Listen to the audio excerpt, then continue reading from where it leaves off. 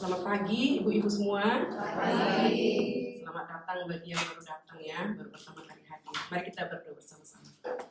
Bapa di surga, kami sungguh bersyukur berterima kasih karena Engkau membuat kami kagum dari hari ke hari, khususnya melalui materi OSG Wanita di pusat, melalui buku J.I. Packer Mengenal Allah.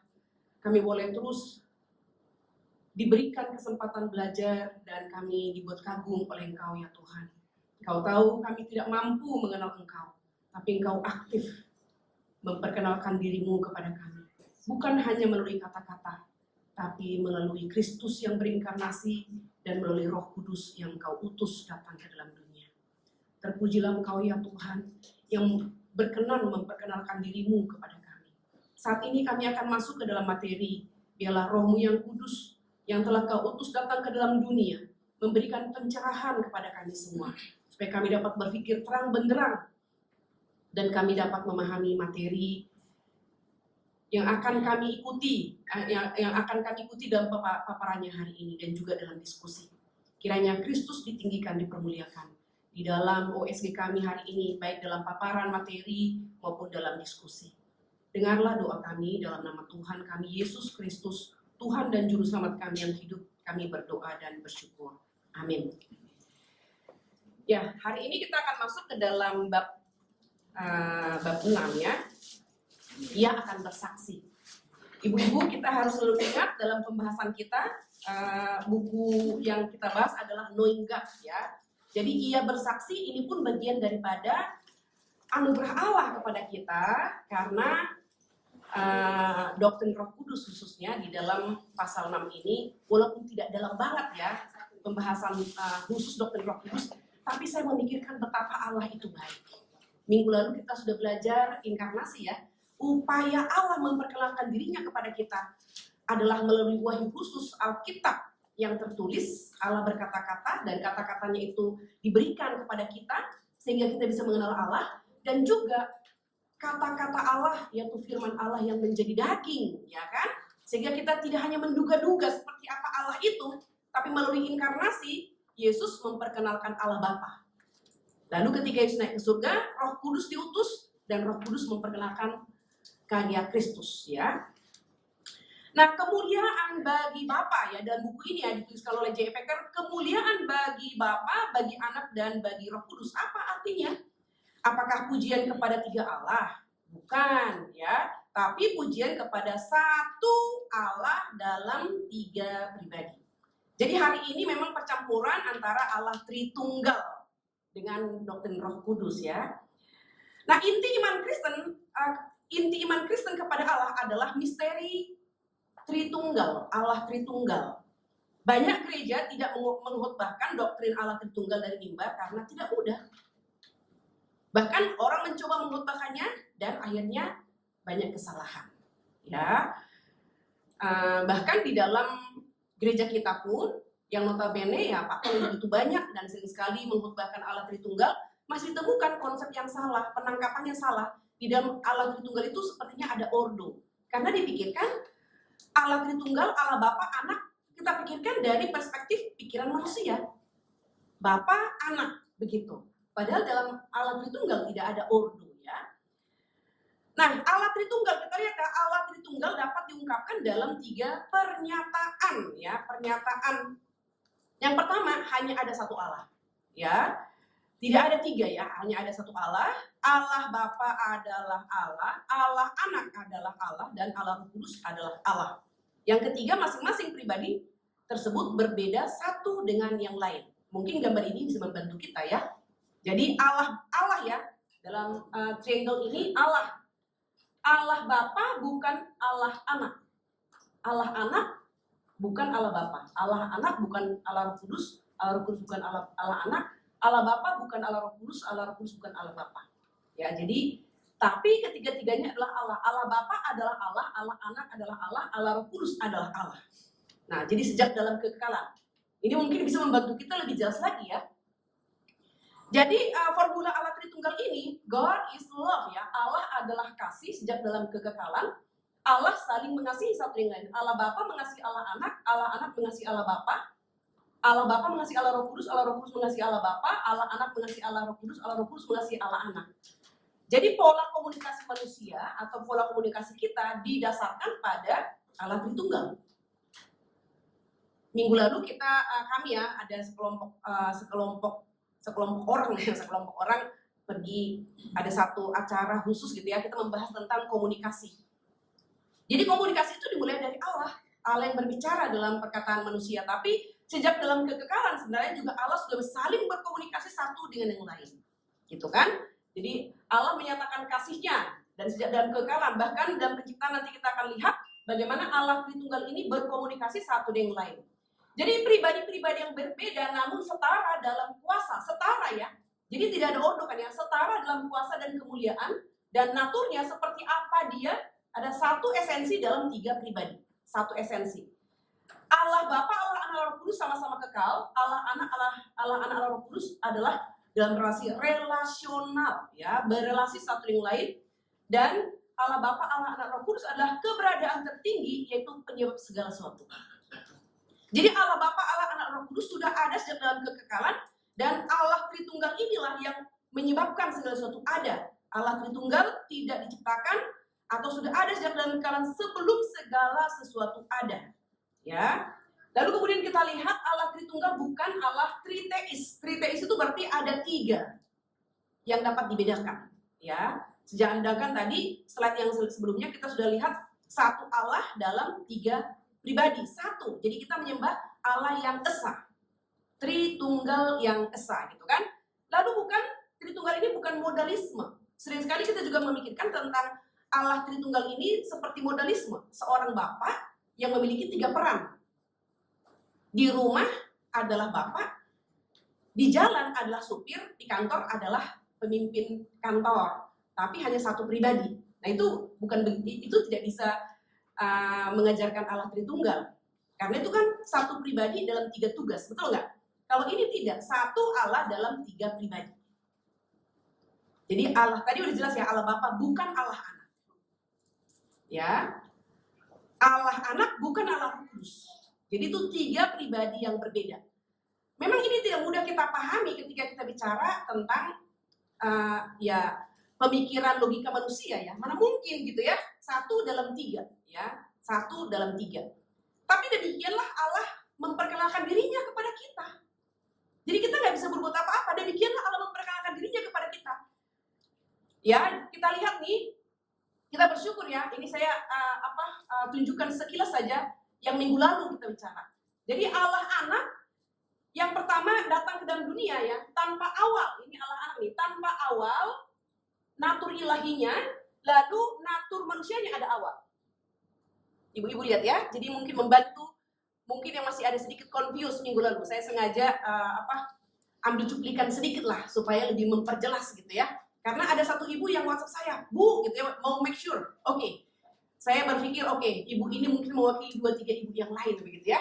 Sehingga saya mau mencoba menjelaskan betapa Allah yang tanpa awal itu, Allah Tritunggal, rela memperkenalkan dirinya kepada kita. Selama ini kita hanya berpikir inkarnasi itu adalah Natal, sukacita, Yesus datang untuk menjadi manusia menyelamatkan kita. Tapi sungguhnya ketika Allah, ya JEPEK yang sampai membahas satu bab ya, inkarnasi itu bagian daripada Allah memperkenalkan dirinya kepada manusia. Maka Pendeta Sifentong berkata, satu-satunya agama yang mendapat kemungkinan mengenal Allah yang sejati melalui inkarnasi adalah agama Kristen. Semua agama lain tidak ada kemungkinan mereka dapat mengenal Allah yang transenden itu.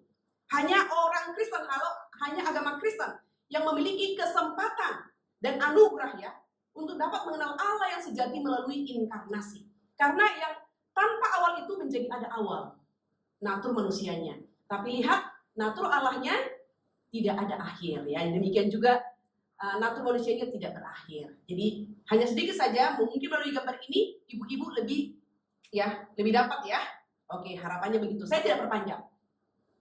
Nah, Allah Tritunggal, dua kebenaran yang tampaknya saling bertentangan, menyangkut keesaan atau ketunggalan Allah dan kejamakan Allah.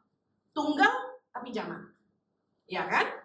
Keesaan Allah atau ketunggalannya terungkap dalam kenyataan bahwa hanya ada satu Allah.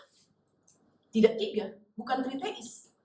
Ya. Lalu kejamakannya terungkap dalam kenyataan adanya 3 pribadi yang kesemuanya adalah Allah. Jadi tunggal dan jamak. Kita sangat bersyukur karena Allah memang secara progresif ya memperkenalkan dirinya yang adalah Allah Tritunggal Allah yang sejati ini sudah mulai sejak jadi penciptaan. Karena memang selama ini ada banyak kita yang mendengarkan cerita daripada guru sekolah minggu yang menciptakan seluruh alam semesta ini adalah Allah Bapa. Tapi teologi reform mengajarkan kepada kita dan Alkitab tentunya. Teologi reform mengacu kepada Alkitab. Allah Tritunggal adalah Allah yang mencipta bersama-sama.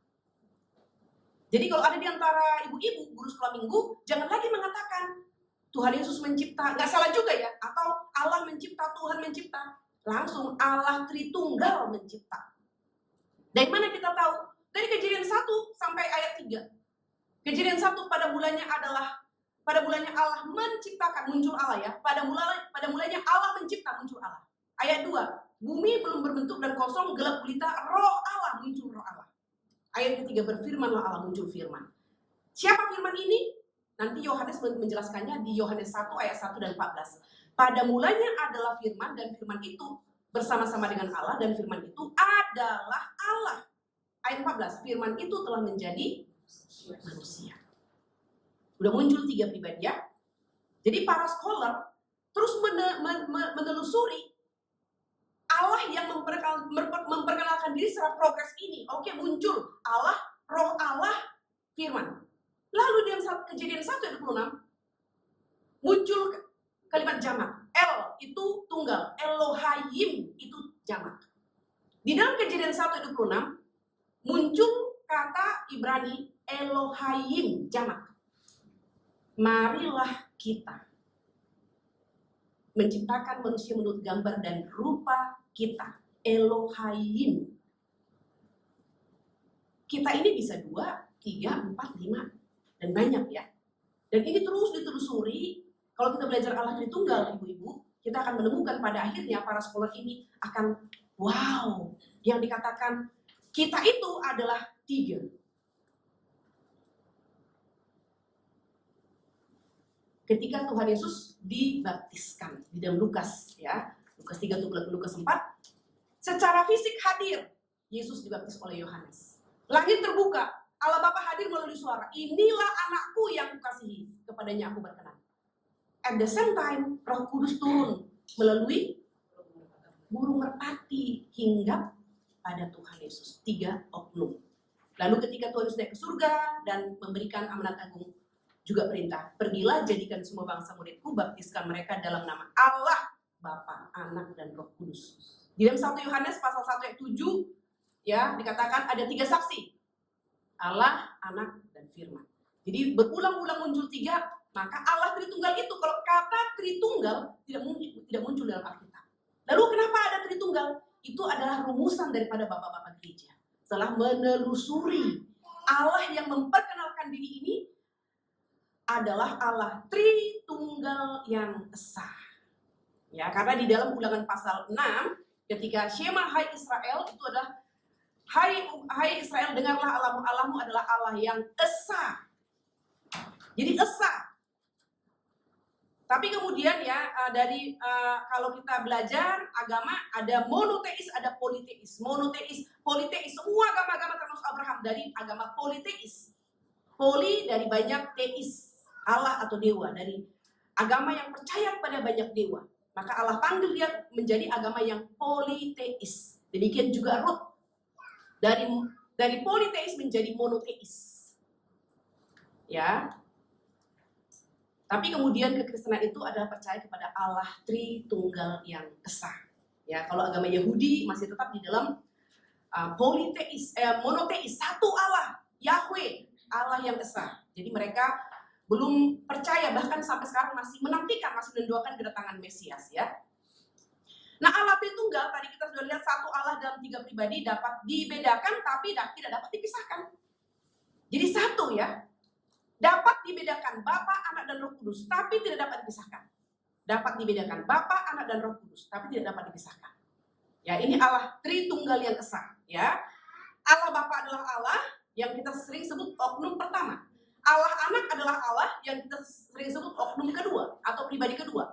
Allah Roh Kudus adalah Allah yang kita sebut dengan oknum ketiga. Jadi hari ini kita akan belajar oknum ketiga. Allah Roh Kudus yang banyak sekali disalahpahami, disalah mengerti oleh gereja-gereja, termasuk para pemimpin gereja. Kalau kita masih ingat yang namanya gerakan Toronto Blessing. Tahun 98 ya, Toronto Blessing ya. Indonesia diguncang oleh kekacauan, lalu Toronto Blessing juga masuk. Toronto Blessing kalau nggak salah ya, tahun 90-an itu Toronto Blessing yang bahasa roh, yang marak bahasa roh. Lalu ini bisa ketika hamba Tuhan mengatakan terimalah Roh Kudus, ini semua tumbang ke belakang. Ada yang ketawa, ada yang menangis, ada yang histeris, ada yang tepuk tangan, macam-macam.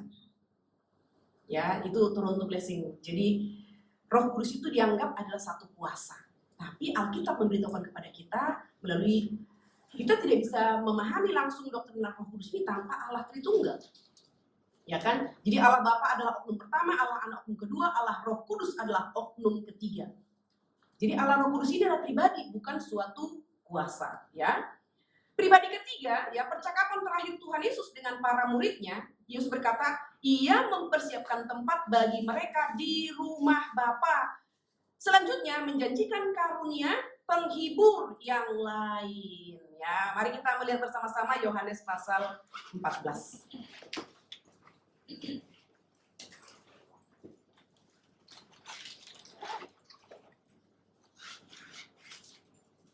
Yohanes 14 ayat yang ke-16 kita baca sama-sama ya. Yohanes 14 ayat yang ke-16. 1, 2, 3. Aku akan meminta kepada Bapa dan Ia akan memberikan kepadamu seorang penolong yang lain supaya Ia menyertai kamu selama-lamanya.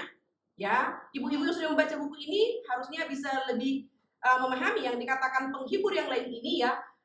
Parafrasa ini merujuk pada seseorang yang luar biasa ketika dikatakan seorang penghibur yang lain. Seorang penghibur yang lain itu adalah penolong, penasehat, seorang yang menjadi temanmu.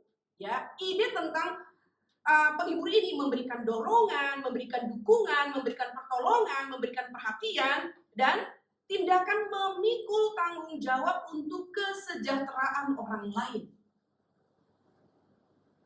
Penolong yang lain, ya. Jadi dari sini kita melihat betapa Roh Kudus itu penting sekali. Itu sebabnya Yesus mengatakan, kalau aku tidak naik, Roh Kudus tidak datang dan kamu rugi.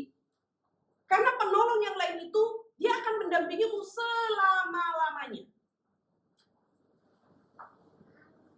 Dia akan menolongmu, dia akan menasihatimu, dia akan menjadi temanmu, dia akan memberikan dorongan kepadamu, dukungan kepadamu, pertolongan kepadamu, perhatian kepadamu, dan seolah-olah ya tindakan memikul tanggung jawab untuk kesejahteraanmu. Peranan Roh Kudus ya. Penghibur yang lain, ketika bicara penghibur yang lain, di sini kita baru paham, Yesus adalah penghibur mula-mula atau penghibur pertama. Saudara lihat betapa ketika kita bicara tentang mengenal Allah, Allah itu adalah menjadi sumber penghiburan yang sejati. Ketika kita memberikan penghiburan apakah melalui WhatsApp atau kita datang ke rumah duka, kita mengatakan kepada orang yang berduka, kiranya Tuhan sumber penghibur yang sejati menghiburkan engkau. Jadi Allah sumber penghibur yang sejati itu, datang penghibur pertama adalah Yesus Kristus.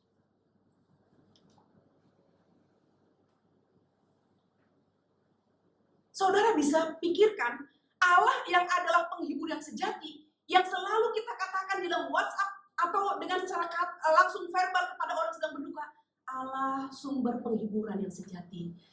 Sekiranya berkenan menghiburkan saudaraku yang sedang berduka.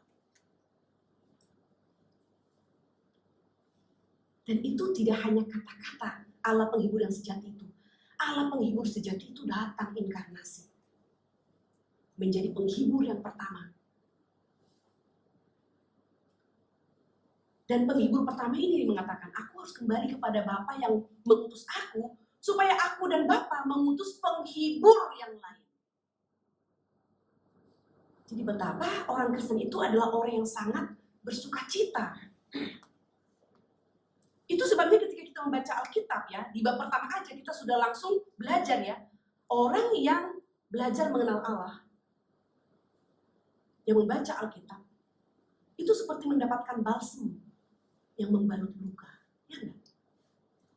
Waktu itu kita kan langsung merasa lega ya. Iya gitu. Ibu Gemari, iya Bu, saya merasakan balsam.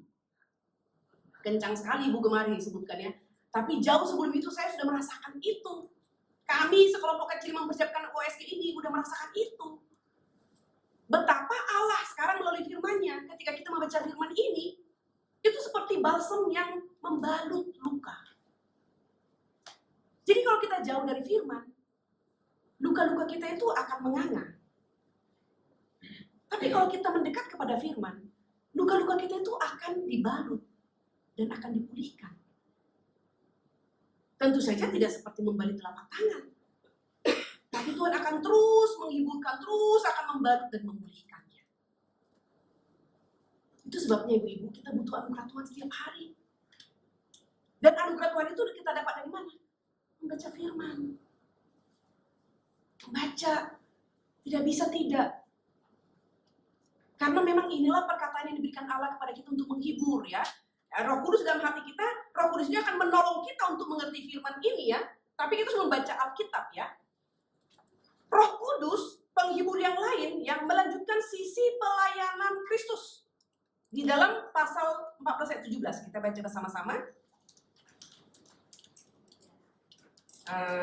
Kalau bisa ibu-ibu jangan tutup kalau bawa Alkitab ya, karena kita akan membuka beberapa kali lagi nanti Yohanes 14. Ayat 17 kita baca ya, pasal 14 ayat 17, 1, 2, 3.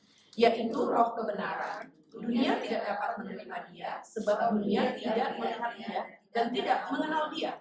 Tetapi kamu mengenal dia, sebab ia menyertai kamu dan akan diam di dalam kamu. Diamnya Roh Kudus dalam kita adalah ketika kita unity with Christ. Itu adalah starting point. Itu adalah awal. Roh Kudus masuk dan tinggal di dalam kita. Dan Roh Kudus itu tidak keluar masuk. Itu menjadi garansi, itu menjadi jaminan. Keselamatan kita adalah sekali untuk selamanya. Saudara kita agama Kristen yang lain mengatakan keselamatan itu bisa hilang. Seolah-olah Roh Kudus itu keluar masuk. Sekarang saya percaya terima sebagai Tuhan dan Juru Selamat pribadi. Waktu saya berdosa, maka keselamatan saya hilang. Nanti saya bertobat, keselamatan saya dapat lagi. Jadi seolah-olah kalau ini adalah kita mengalami unity with Christ, kita berdosa, Roh Kudus keluar.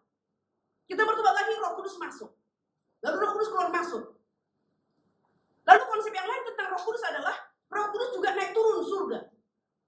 Menjelang Paskah akan ada berdoa 40 hari, menantikan Roh Kudus turun. 10 hari ya. Setelah Yesus naik, berdoa 10 hari supaya Roh Kudus turun. Tidak. Peristiwa Pentakosta hanya terjadi satu kali saja. Dan Roh Kudus tidak pernah lagi naik. Satu kali Roh Kudus dicurahkan, setelah itu Roh Kudus ada di dunia ini menjadi penghibur yang lain. Menjadi penolong yang lain.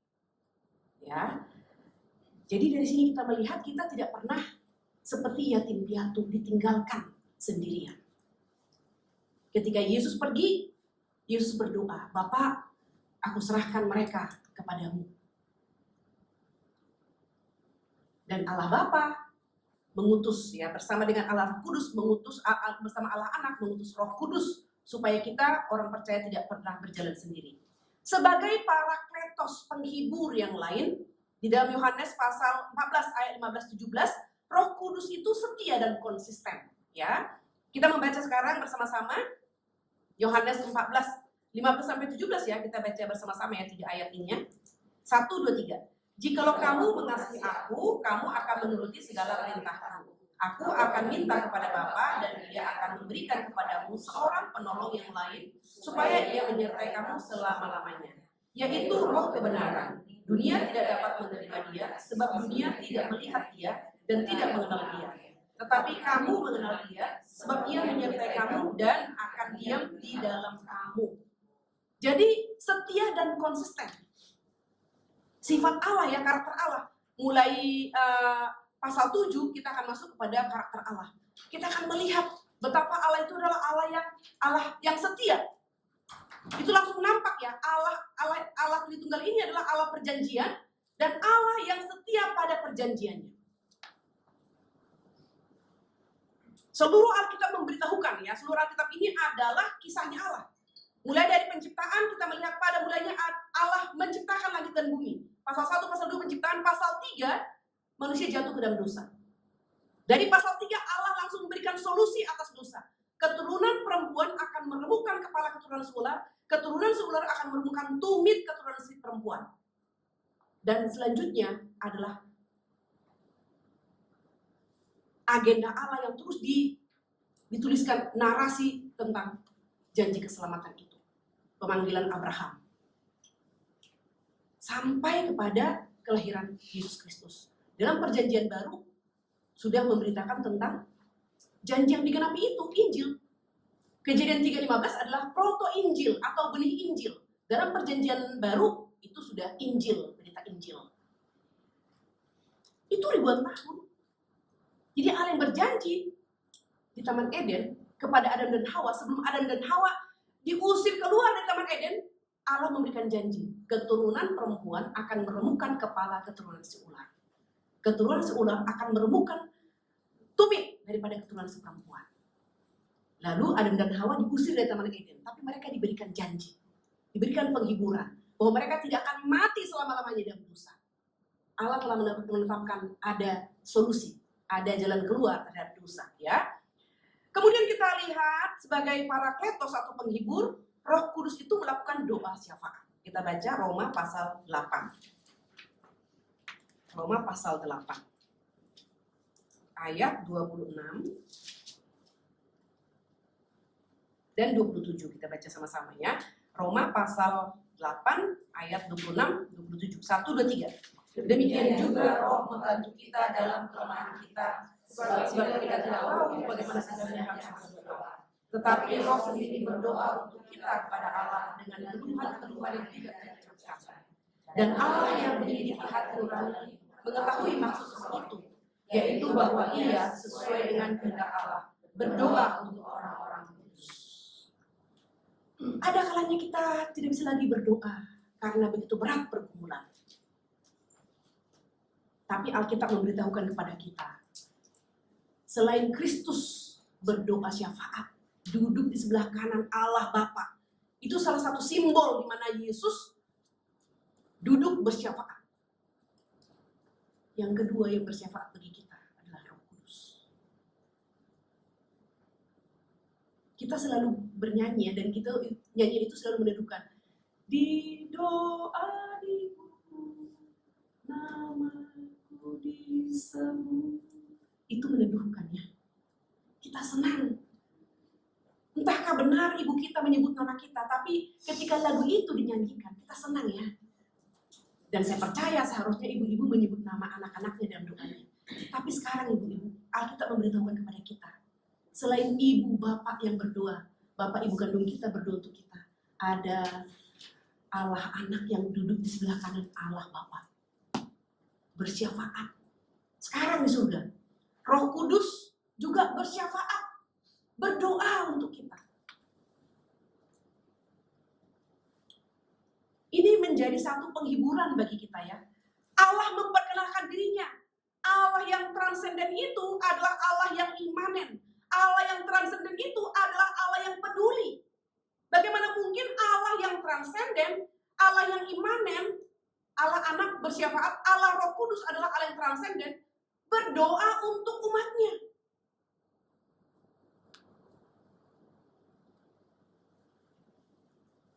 Allah adalah kasih.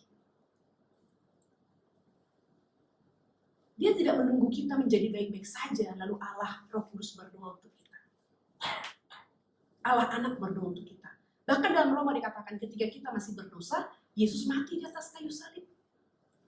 Dan kayu salib itu di mana Yesus disalibkan, Allah Bapa mempertontonkan isi hatinya, Allah yang adalah kasih dan adil.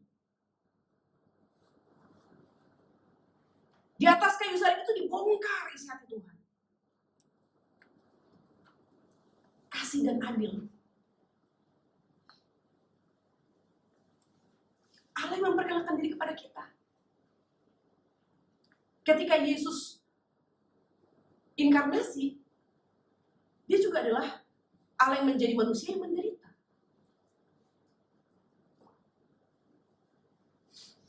Itu sebabnya dikatakan Allah mengerti. Allah mengerti pergumulan kita. Karena tidak ada penderitaan melampaui penderitaan Tuhan Yesus. Itu penderitaan yang sangat tidak bisa kita pahami. Kenapa? Yesus menderita menanggung dosa kita. Kalau kita menderita karena dosa kita, itu lumrah. Tapi Yesus adalah manusia, Allah yang menjadi manusia, tidak berdosa, tapi dijadikan dosa. Dia membenci dosa, tapi dia tanggung dosa itu pada dirinya di atas kayu salib. Itu adalah kasih. Firman adalah perkataan Allah yang penuh kuasa.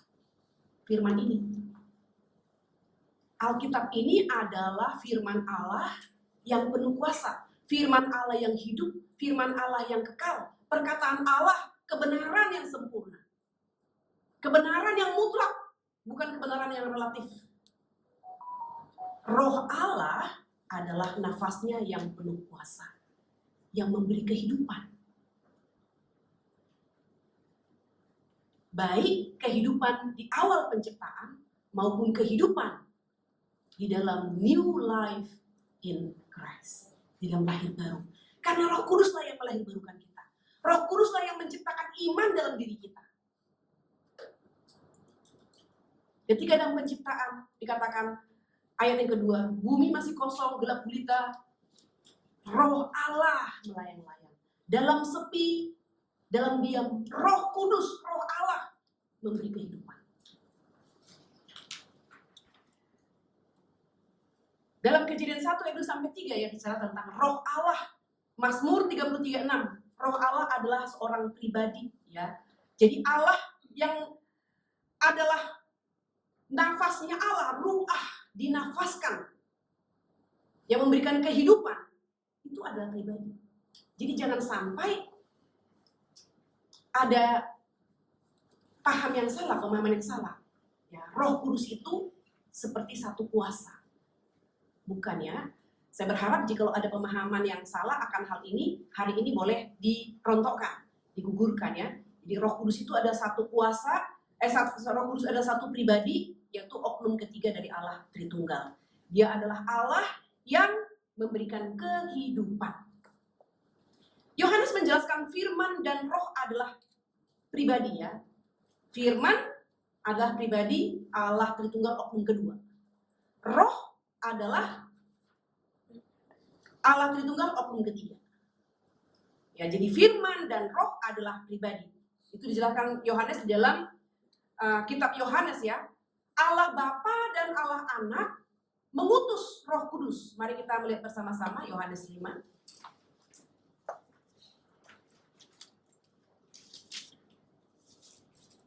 Yohanes 5 ayat 43. Kita baca sama-sama ya. Yohanes 5 ayat 43. 1, 2, 3. Aku datang dalam nama Bapakku dan kamu tidak menerima aku. Jikalau orang lain datang atas namanya sendiri, kamu akan menerima dia. Jadi di sini kita lihat Allah Bapa, Allah Anak mengutus Roh Kudus. Coba kita lihat di dalam ayat di dalam pasal 14 ya. Jadi di dalam Yohanes pasal 5 ini Yesus datang ya. 43, aku datang dalam nama Bapa dan kamu tidak menerima aku. Jadi Yesus diutus oleh Allah Bapa. Sekarang kita lihat Yohanes pasal yang ke-14. Yohanes 14 ayat yang ke-26. Kita baca sama-sama ayat 26. Tetapi penghibur yaitu Roh yang akan diutus oleh Bapa dalam namaku, dialah yang akan mengajarkan segala sesuatu kepadamu dan akan mengingatkan kamu akan semua yang telah kukatakan kepadamu. Nah, jadi di dalam ayat yang ke Yohanes ayat 14:26 ya, Allah Bapa mengutus ya Roh Kudus yang akan diutus oleh Bapa dalam namaku. Jadi Allah Bapa, Allah Anak mengutus Roh Kudus ya. Kita lihat lagi Yesus memperkenalkan Bapa yang mengutusnya. Kita kembali ke Yohanes pasal 4. Jadi kita lihat ya, Allah yang memperkenalkan dirinya kepada manusia ketika Yesus inkarnasi. Yesus mengatakan, aku datang untuk memperkenalkan Bapa. Nanti ketika Roh Kudus datang untuk memperkenalkan Kristus. Jadi Allah Tritunggal ini tidak egois ya, tidak memperkenalkan dirinya sendiri, tapi memperkenalkan Yesus memperkenalkan Allah Bapa, Roh Kudus memperkenalkan Allah Anak. Kita lihat Yohanes pasal 4 ayat 43. Ayat 43. Kita baca bersama-sama. Yohanes pasal 4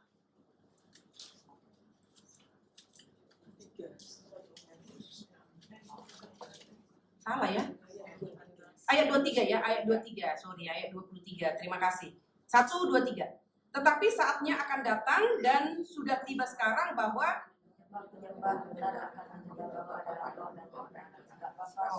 ayat 23 ya. Ayatnya salah ya, bukan 43.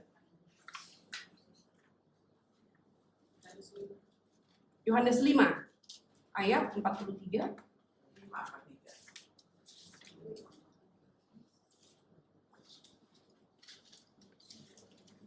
Oke, Yohanes pasal 5 ya, Yohanes pasal 5 ayat 43. Kita baca 1, 2, 3. Aku datang dalam nama Bapakku dan kamu tidak menerima aku. Jikalau orang lain datang atas namanya sendiri, kamu akan menerima dia. Jadi Yesus ya memperkenalkan Bapa. Lalu pasal 12, kita lihat pasal 12 ayat 49. 12 ayat 49. 1, 2, 3. Sebab aku berkata-kata bukan dari diriku sendiri, tetapi Bapa yang mengutus aku, dialah yang memerintahkan aku untuk mengatakan apa yang harus aku katakan. Iya, jadi Yesus memperkenalkan ya, dalam hal ini memperkatakan apa yang dikatakan oleh Allah Bapa. Sekarang kita lihat pasal 10 ayat 25. Pasal 10 ayat 25, kita baca sama-sama. 1, 2, 3. Yesus menjawab mereka, aku telah mengatakannya kepadamu, tetapi kamu tidak percaya. Pekerjaan-pekerjaan yang kulakukan dalam nama Bapakku, itulah yang memberikan kesaksian tentang aku. Ya. Lalu kita compare kepada pasal 17 ayat 12. Pasal 17 ayat 12. Kita sama-sama baca 1, 2, 3. Selama aku bersama-sama mereka, aku memelihara mereka dalam namamu, yaitu namamu yang telah kau berikan kepadaku. Aku telah menjaga mereka dan tidak ada seorang dari mereka yang binasa selain daripada dia yang telah ditentukan untuk binasa, supaya genaplah yang tertulis dalam kitab suci. Ya, jadi di sini kita lihat ya, di dalam Yohanes pasal 17 ini doa Yesus untuk murid-muridnya ya. Pasal 17 ayat 12. Selama aku bersama mereka, aku memelihara mereka dalam namamu, yaitu namamu yang telah kau berikan kepadaku. Nanti ketika penghibur yang lain datang atau penolong yang lain datang, dia akan menggantikan Yesus memelihara kita. Jadi dalam hal ini, ketika kita bicara tentang memelihara, bukan hanya jasmani ya, tapi memelihara secara rohani. Tapi tentu saja kita tidak boleh juga hanya melihat kepada rohani. Yesus sendiri memberikan contoh ya, ketika dia sudah mengajar sepanjang hari, orang-orang akan kembali ke rumahnya. Yesus mengatakan, berikan mereka makan. Itu menunjukkan bahwa Allah tahu bahwa kita adalah manusia membutuhkan makan dan minum. Ya, Roh Kudus memperkenalkan karya Allah Anak dan mewakilinya. Ya, kita lihat di dalam Yohanes pasal 15. Ayat yang ke-26. Tadi kita sudah membacanya, kita baca lagi. Yohanes 15 ayat yang ke-26. 1, 2, 3. Jika penghibur yang akan kuutus datang, dari Bapa datang, yaitu roh kebenaran yang keluar dari Bapa, dia akan bersaksi tentang aku. Itu sebabnya ya, salah satu ciri seorang yang mengalami kepenuhan Roh Kudus, dia akan meninggikan Kristus. Minggu depan kita akan belajar. Tugas Roh Kudus, salah satu tugas Roh Kudus adalah meninggikan Kristus. Jadi ciri seorang yang mengalami kepenuhan Roh Kudus adalah dia akan meninggikan Kristus dalam hidupnya. Ketika kita bicara tentang meninggikan Kristus, maka kita akan sanggup berkata, I am nothing, but God is everything. Berarti kita akan dibawa kepada kerendahan. rendah hati. Ya bukan rendah diri ya, tapi kita akan masuk pada kerendahan hati. I am nothing. Hidup kita akan meninggikan Kristus. Ketika kita meninggikan Kristus, apapun yang kita lakukan, not for me, but for God. Jadi kita tidak akan pernah masuk ke dalam barisan sakit hati misalnya, karena kurang dihargai setelah bekerja keras. Nah di situ kita akan diproses karena bicara tentang motivasi. Apapun yang saya lakukan, motivasinya not for me. Jadi namaku disebut atau tidak disebut setelah bekerja keras dalam satu proyek, dalam satu event misalnya, never mind for me. Tidak ada masalah bagi saya. Karena saya melakukan semuanya itu adalah untuk Tuhan, bukan untuk saya. Gitu. Jadi perlu kita mendoakan supaya kita mengalami kepenuhan Roh Kudus. Baptisan Roh Kudus adalah lahir baru. Setelah itu, di dalam proses of sanctification, itu perlu kita mengalami kepenuhan Roh Kudus setiap hari. Kepenuhan Roh Kudus, ya. Dan kepenuhan Roh Kudus ini kita akan taat kepada Roh, meninggikan Kristus, ya, rela dipakai menggenapkan rencana kehendak Allah sekalipun harus mati-mati. Lalu kita akan mengabarkan Injil Tuhan dan menghasilkan buah-buah Roh. Nah, itu 5 ya, ciri seorang yang mengalami kepenuhan Roh Kudus. Kita lihat di dalam pasal 16 ayat 7. Pasal 16 ayat 7, kita baca sama-sama, 1, 2, 3. Namun benar yang kukatakan ini kepadamu adalah lebih berguna bagi kamu jika aku pergi, sebab jika aku tidak pergi, penghibur itu tidak akan datang kepadamu. Tapi jika aku pergi, aku akan. Iya, jadi Allah Bapa, Allah Anak mengutus Roh Kudus. Allah Anak diutus agar kita mengenal Allah Bapa. Allah Roh Kudus diutus agar kita mengenal Kristus dan karyanya. Betapa Allah Tritunggal yang rela dan berinisiatif memperkenalkan dirinya kepada kita, itu luar biasa. Kita tidak diberikan kesempatan sedikit pun ya hidup tanpa arah. Karena setelah Yesus naik, penolong pertama, penghibur pertama, penolong dan penghibur kedua datang. Yang lain, itu Roh Kudus. Yang akan menghibur, menolong, membantu kita selama-lamanya. Roh Kudus. Ini menjadi penghiburan kita ya. Di dalam halaman 72 ya, relasi Allah Tritunggal, Yohanes menyingkapkannya, kita akan melihat Tuhan Yesus memberikan pengajaran sejajar ya, bahwa Roh Allah adalah seorang pribadi, dia adalah Roh Kudus, sama seperti Tuhan Yesus menyebutkan Bapa yang kudus. Tadi kita sudah melihat gambarnya. Nah, Injil Yohanes menunjukkan misi Roh selaras dengan rencana Allah Bapa dan Allah Anak dapat dilihat dalam Bapa mengutus Anak, Bapa mengutus Roh ya. Yesus datang dalam nama Bapa. Ya, tadi kita sudah membacanya ya. Sekarang kita lihat di dalam Injil Yohanes menunjukkan misi Roh selaras ya. Yesus bertindak sebagai agen Bapa, ya, mengatakan perkataan Bapa, melakukan karya Bapa, dan Yesus memberitakan kesaksian tentang Bapa. Roh Kudus datang dalam nama Yesus dan menjadi wakil dan saksi bagi Yesus. Jadi Yesus tidak memperkenalkan dirinya. Roh Kudus pun tidak memperkenalkan dirinya. Jadi ini kita melihat knowing God ya. Saya sangat kagum sekali Tuhan pakai J.I. Packer menulis buku Knowing God. Dia membahas bagaimana Allah itu memperkenalkan dirinya dengan luar biasa kepada manusia. Tidak cukup dengan berkata-kata, karena Tuhan tahu kita butuh visualisasi. Dikirim anaknya yang tunggal. Allah, anak oknum kedua dari Allah Tritunggal.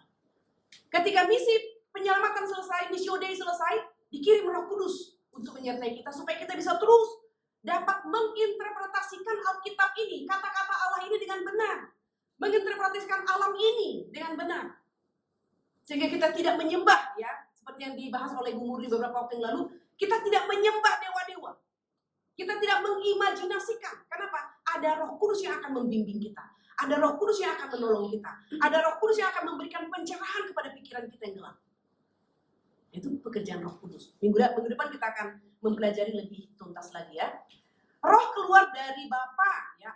Anak keluar dari Bapa. Itu ayat-ayat yang sudah kita baca tadi. Bapa memanggil anak kembali kepada kemuliaannya dan mengutus Roh untuk menggantikan tempat anak. Jadi betapa kita tidak pernah sendiri, ya. Bapa mengutus anak ke dunia, yaitu anak akan mengutus Roh ke dalam dunia. Karena Yesus sendiri tahu ya. Jadi ini rencana dan kekal itu luar biasa. Yesus datang, lalu Yesus tahu dia harus naik dulu ke atas supaya roh penghibur itu datang. Maka Yesus mengatakan, adalah lebih baik aku kembali kepada Bapa, kepada kemuliaanku, supaya roh penghibur yang lain itu datang. Dan itu lebih bermanfaat bagi kamu, dikatakan. Ya. Nah, ini dalam relasi dalam Allah Tritunggal ya, satu Allah dan tiga pribadi, anak tunduk kepada Bapa. Nah, ketika kata-kata ini ditangkap jadi salah ya, bisa jadi ordo ya. Anak tunduk kepada Bapa karena anak diutus oleh Bapa dan dalam namanya, itu nama Bapa.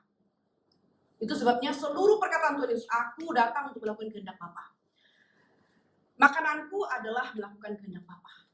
Nah, ini adalah menjadi satu contoh dan teladan bagi kita. Seperti apakah manusia sejati? Seperti Tuhan Yesus, yang hidupnya adalah untuk menggenapkan rencana dan kehendak Bapa. Ya. Roh Kudus tunduk kepada Bapa karena Roh Kudus diutus oleh Bapa dalam nama anak. Ya, Roh Kudus tunduk kepada anak seperti halnya kepada Bapa karena Roh Kudus diutus oleh anak juga oleh Bapa. Jadi sekali lagi kita lihat, Allah anak diutus oleh Allah Bapa, maka Allah anak tunduk sepenuhnya kepada Allah Bapa. Dan dia melakukan apa yang diperkatakan oleh Allah Bapa. Dia tidak memperkatakan tentang dirinya sendiri. Allah Roh Kudus tunduk kepada Allah Bapa dan Allah Anak karena Allah Bapa dan Allah Anak mengutus Roh Kudus bersama-sama datang ke dalam dunia. Jadi Allah Anak melakukan kehendak Bapa, bukan melakukan kehendaknya sendiri. Allah Roh Kudus melakukan kehendak Bapa dan kehendak Anak. Ini ada satu relasi Allah triangle tadi ya, Allah Tritunggal itu menjadi satu penggambaran yang luar biasa yang menjadi fondasi kita dalam berelasi satu dengan lain. Allah adalah kasih. Yang dikatakan lemah lembut itu adalah mengutamakan yang lain. Lemah lembut itu mengutamakan yang lain. Sekalipun dia bisa ya mengutamakan dirinya sendiri, tapi dia mengutamakan yang lain. Jadi di sini Allah Tritunggal ya saling. Allah Tritunggal itu saling. Jadi mereka tidak berpusat pada dirinya sendiri, tapi saling ya. Roh Kudus yang diutus kepada murid-murid Kristus untuk menyertai mereka selama-lamanya di dalam pasal 14-16 datang untuk menjalankan pelayanannya sebagai wakil Kristus. Jadi setelah Kristus mati di atas kayu salib, ini tidak mudah untuk dipahami oleh manusia. Maka Roh Kuduslah yang mengefektifkan karya keselamatan itu. Roh Kuduslah yang menjelaskan, Roh Kuduslah yang menciptakan iman sehingga kita bisa percaya karya keselamatan itu yang dikerjakan Kristus 2000 tahun lalu di atas kayu salib. Itu pekerjaan Roh Kudus. Karena itu semuanya satu pemikiran yang tidak mudah kita terima secara logika manusia. Itu sebabnya iman kekristenan itu ada loncatan ya, loncatan logika. Ada unsur natural, ada unsur supranatural. Memang di dalam iman Kristen demikian ya, ada yang natural mungkin kita mudah paham, tapi yang bersifat supranatural itu tidak mudah kita pahami. Lalu bagaimana kita bisa memahami? Itu ada pertolongan Roh Kudus. Jadi besar sekali peranan Roh Kudus ya. Kalau Roh Kudus tidak turun bagaimana nih kira-kira? Kita akan blank ya. Artinya seorang murid kecil belajar tentang guru. Ya. Jadi pelayanan Kristus dan Roh Kudus sama-sama penting sebagai penghibur bagi gereja. Dalam hal ini gereja bukan gedungnya, tapi gereja adalah orangnya. Ya, gereja sejati adalah orangnya. Gedung adalah tempat kita berkumpul. Ya. Ini adalah anggota Tritunggal yang diabaikan. Allah Anak, perbandingan ya, Allah Anak dan Allah Roh Kudus. Allah Anak terus-menerus diperdebatkan dalam sejarah gereja. Ya, banyak buku yang menuliskannya. Kristus mengutus Roh Kudus sebagai wakilnya. Jika kita tidak menghormati Roh Kudus, maka sama dengan kita tidak menghormati Kristus yang mengutusnya. Sekarang kita lihat Allah Roh Kudus diabaikan. Kalau Kristus diperdebatkan. Ya, diperdebatkan, banyak buku yang ditulis tentang Allah Anak, tapi Allah Roh Kudus diabaikan. Jarang buku yang membahasnya. Tidak ada ide positif tentang Roh Kudus. Banyak yang belum mendengar ya. Itu dikatakan di dalam Kisah Para Rasul 19 ayat 2. Banyak orang belum mendengar. Banyak gereja yang tidak sadar jika Roh Kudus tidak ada di dunia, mereka akan menderita. Karena Roh Kudus itu memiliki peranan sangat penting di dalam persiapan hamba Tuhan. Itu peranan Roh Kudus penting. Di dalam pemberitaan firman Tuhan, itu peran Roh Kudus. Guru-guru sekolah minggu mempersiapkan firman Tuhan. Ada yang mati gaya tanpa alat peraga. Tapi saya katakan, jangan sampai kamu bergantung kepada alat peragamu. Kamu harus bergantung kepada pertolongan anak Roh Kudus. Kamu harus mengajarkan firman Tuhan kepada anak. Dan jangan katakan terlalu sulit dipahami oleh anak. Karena Roh Kudus dapat memberikan pengertian sesungguh-sungguhnya kepada seorang anak kecil tentang firman Tuhan. Itu sebabnya anak 5 tahun bisa menangis ketika menyaksikan film The Passion of Christ misalnya, atau mendengarkan cerita seorang guru sekolah minggu menceritakan tentang pengorbanan Kristus di atas kayu salib. Itu membuktikan bukan si guru sekolah minggu itu yang hebat, tapi pekerjaan Roh Kudus. Ya, amin. Waktunya sedikit, ya pas. Saya memang persiapkan demikian ya. Oke, ini menjadi diskusi kita nanti. Kita akan kirim di grup ya. Oke, mari kita berdoa bersama-sama. Bapa di surga, terima kasih sekali lagi karena Engkau adalah Allah yang terus berbelas kasihan kepada kami. Engkau tahu kami sering sekali bisa tersesat dalam pengenalan kepada Engkau, tapi Engkau memberikan Roh-Mu yang kudus kepada kami. Sehingga Roh Kudus itu memberikan kepekaan ketika kami sudah menyeleweng, memberikan kegelisahan ketika kami sudah menjauh daripada Tuhan. Terima kasih Tuhan untuk Roh Kudus yang Engkau telah utus, yang membawa kami boleh terus belajar firman Tuhan, belajar mengenal Tuhan, karena itu yang memberikan penghiburan yang sejati kepada kami. Kami sungguh berterima kasih untuk semua kelimpahan yang Tuhan beri. Dan sekali lagi melalui OSK ini, Engkau berkenan terus berkata-kata dan mengajar kami. Terima kasih Bapak, dalam nama Tuhan kami Yesus Kristus kami berdoa dan bersyukur.